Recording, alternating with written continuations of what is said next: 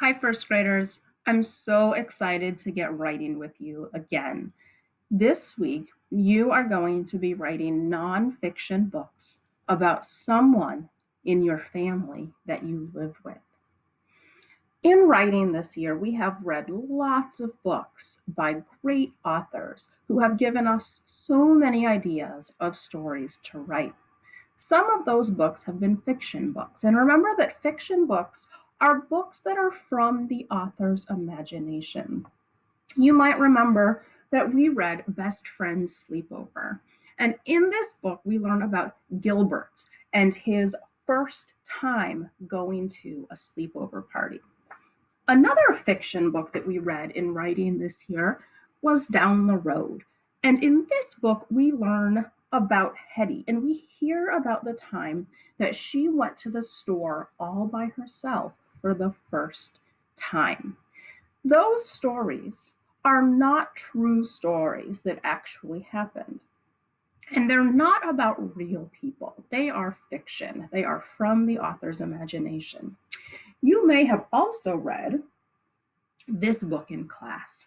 This book is called Meet My Neighbor, the Dentist. This is a nonfiction book. This person, this dentist, is a real person, and the author had to find out true things, true facts about the dentist and his family to write this nonfiction book. That is going to be your job this week.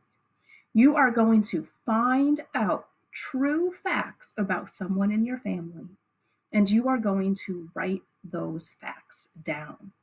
Your job is to teach me or your teacher and your classmates as much as you can about the person in your family.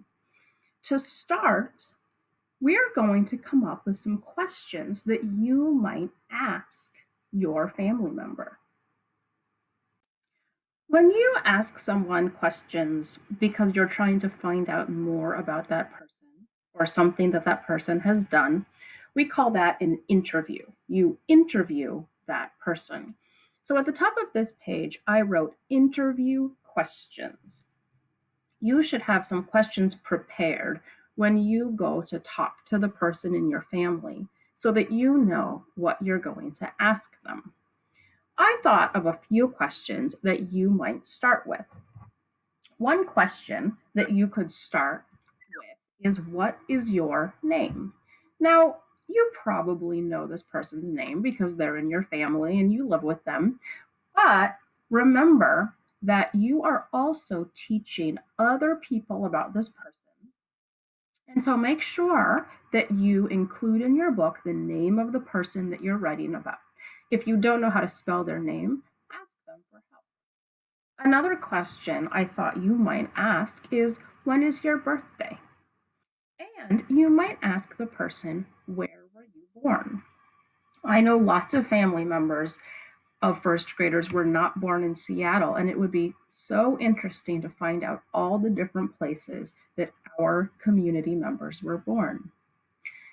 These are just a few questions to get you started. There are so many more questions that you should ask the person that you live with to find out more about them. Your homework is to write at least 3 more questions that you will ask the person in your family.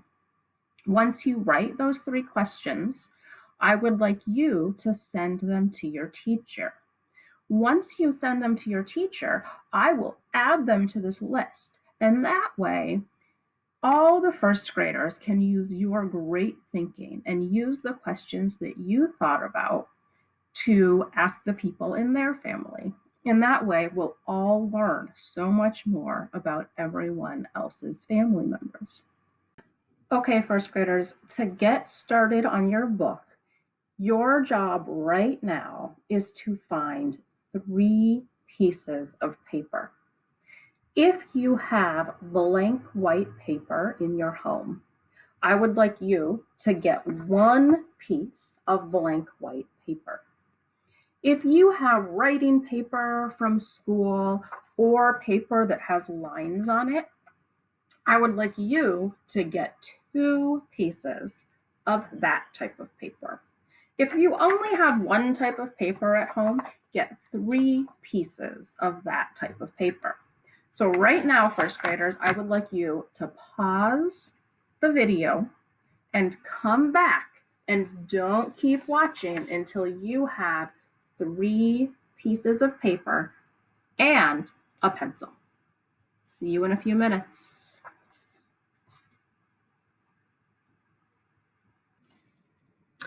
All right, I am back with my 3 pieces of paper and my pencil. If you don't have your paper and pencil yet, pause the video, go find them, and then start it again when you are ready.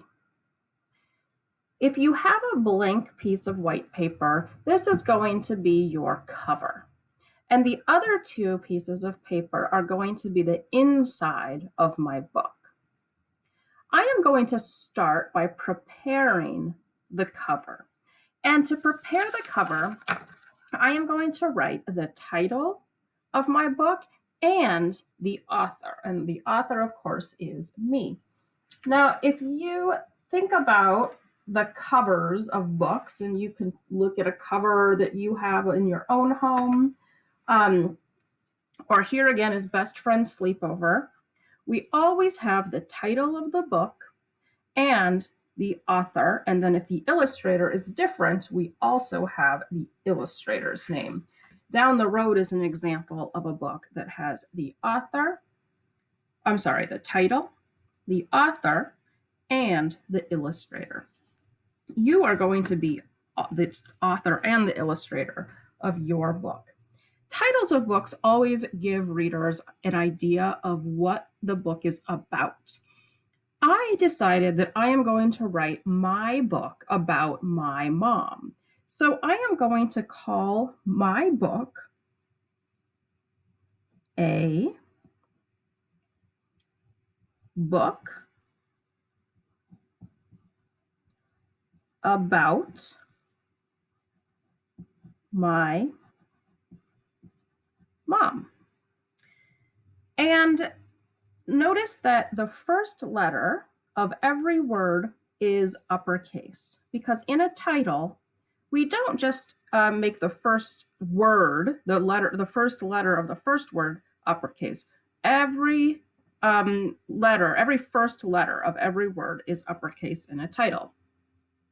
Now, I'm going to leave some room here for an illustration or a photograph. And so down towards the bottom, I am going to write by Teacher Cooper. So this is how I prepared my cover.